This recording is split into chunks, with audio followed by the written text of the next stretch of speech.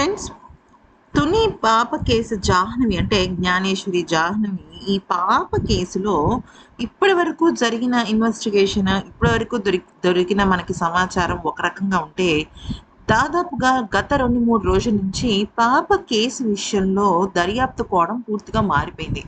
ఎందుకనంటే అసలు పాపతో కుక్క లేదు, పాప ఎక్కడో ఉంది, కుక్క ఎక్కడో ఉంది అని తేల్చి చెప్పే ఒక ఆధారం మనకి కనపడింది.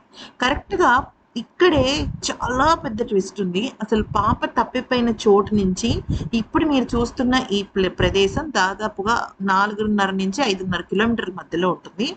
ఇదేం పెద్ద విషయం అంటే ఇక్కడే చాలా పెద్ద విషయం ఉంది. దయచేసి ఈ వీడియోని చివరి వరకు చూడండి. మ్యాటర్ ఏంటి అంటే ఈ కుక్క అనేది మెయిన్ హైవే అంటే తుని మెయిన్ హైవే దగ్గర జీ పోలవరం అనే ఒక గ్రామము వినాయకుడి గుడి దగ్గర ఈ కుక్క కనపడింది. ఆ సీసీటీవీ ఫుటేజ్‌లో మనకి బయటకు కనపడింది. ఇక్కడ మీరు ఈ ఫుటేజ్‌ని చూసినట్టయితే పాపని వాళ్ళ నాన్నగారు 11:49 ఆ టైంలో అక్కడ పెట్టడం జరిగింది. అంటే పాపని దించేసి వెళ్ళారు. దించేసి నడుచుకుంటూ వెళ్ళిపోయారు. జస్ట్ ఒక 1-2 మినిట్స్‌లోనే పాప ఏం చేసిందంటే ఏడ్చుకుంటూ పాప వాళ్ళ నాన్నగారిని ఫాలో అవుతూ వచ్చిందనమాట. అంటే నియర్లీ 12 అంటే జూన్ 6వ తేదీన మధ్యాహ్నం 12 గంటలకి. ఓకే. ఆ సమయంలో పాప తల్లి చిన్న పాపకి స్నానం చేస్తుంది. సో పాప వాళ్ళ నాన్నగారి దగ్గర ఉందిలే అని అనుకుంటుంది. ఎందుకనంటే ఆ పాప ఎప్పుడు కూడా అక్కడ ఉన్న మామిడి చెట్టు దగ్గర ఆడుకుంటుంది అనమాట. అంతకు మించి ఆడదు. అయితే పాప వెనకాలే కుక్క వెళ్ళింది. మనం అందరం ఏమనుకున్నామంటే పాప వెనకాలే కుక్క ఉంది, అందుకని పాపతో పాటుగా కుక్క కూడా మిస్ అయిందని అనుకున్నాం. కానీ కుక్క ఎక్కడ తేలింది? కరెక్ట్‌గా 12:49 అంటే గంట సేపట్లో అదేం చేసింది, పామ్ ఆయిల్ అన్ని దాటుకుంటూ అక్కడ తుని హైవే దగ్గర తేలింది.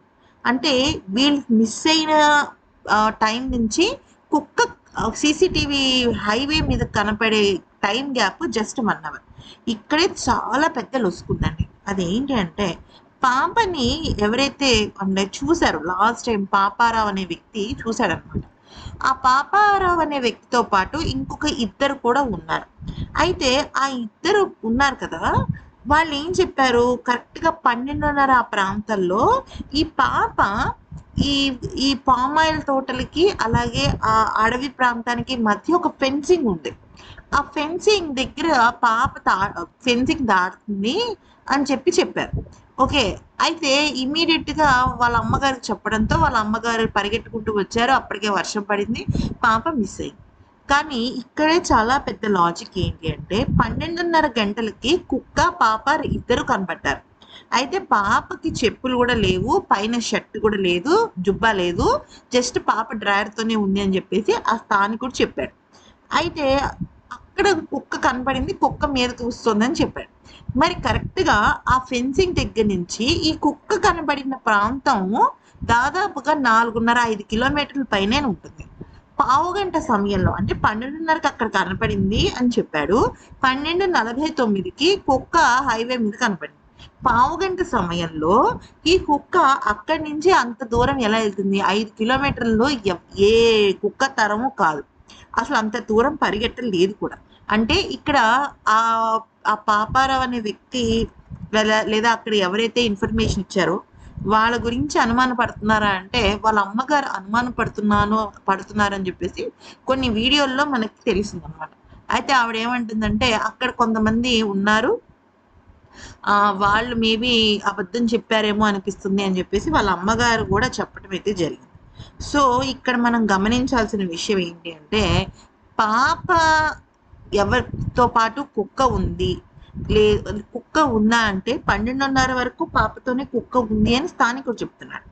కరెక్ట్‌గా 12:49 కుక్క హైవే మీదకి ఎక్కేసింది. కుక్క హైవే మీదకి ఎక్కింది అంటే ఒక చిన్నపాటి గ్రామం కూడా దాటాల్సిన అవసరం ఉంది. సో అదంతా దాటుకుని పావుగంట 20 నిమిషాలలో అంత దూరం ఎలా వస్తుంది? ఒకటి అక్కడ మనకి సీసీటీవీలో చాలా క్లియర్‌గా కనబడుతుంది కాబట్టి ఇది నిజం. కానీ స్థానికుడు చెప్పిన విషయం మాత్రం ఇక్కడ అబద్ధం అని తేలుతుంది.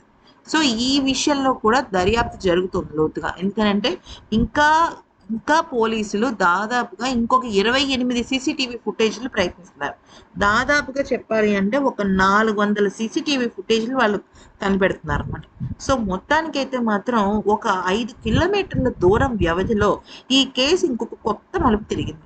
ఫ్రెండ్స్, పాప ఎక్కడున్నా కూడా క్షేమంగా రావాలి. అసలు పాప ఏమైందన్న విషయం తెలియాలి. అప్పుడే ఒక క్లారిటీ వస్తుంది. ఎందుకనంటే ఆ అడవుల్లో లేదు, ఆ చుట్టుపక్కల సీసీటీవీ ఫుటేజ్లో ఎవరు తీసుకెళ్తున్నట్లేదు. కుక్క జాడైనా కనపడింది కానీ పాప జాడ అసలు కనపడలేదు. అనుమానాస్పదంగా అంటే చిన్న పాప కదా, 2 ఏళ్ల పాప కదా, ఎవరైనా ముసుగేసేసారా, లేకపోతే ఏదైనా పెట్టిలో పెట్టుకుని తీసుకెళ్లారా, ఇలాంటి వాటిలో కూడా మనం లోతుగా పర్యవేక్షించాలి.